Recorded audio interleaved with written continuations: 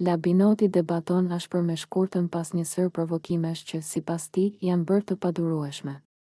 Ai ngrihet në këmbë dhe me një ton të lartë i kërkon asaj të ndalojë së ndërhyri në çdo situatë, sepse kjo vetëm sa krijon më shumë tension brenda shtëpisë.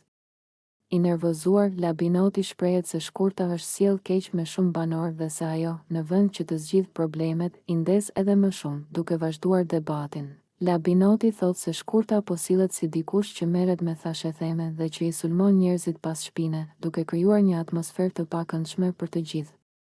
Ai shton se çdo herë që ndodh një konflikt, Shkurta gjendet aty për ta rritur dhe jo për ta qetësuar.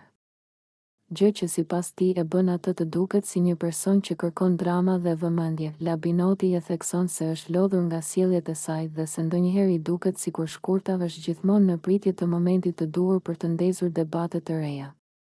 Ai thotë se banorët janë të stresuar mjaftueshëm dhe nuk kanë nevojë për dikë që vepron në prapaskenë për t'i provokuar. Gjatë gjithë kohës, të tjerët i shikojnë të tensionuar, duke e ndjerë se debati po i kalon të kufit, ndërsa Labinoti vazhdon të shprehë hapur mendimin e tij, duke mos hezituar të thotë se Shkurta duhet të ndryshojë sjelljen nëse do që shtëpia të jetë më e qetë dhe marrëdhëniet më të mira.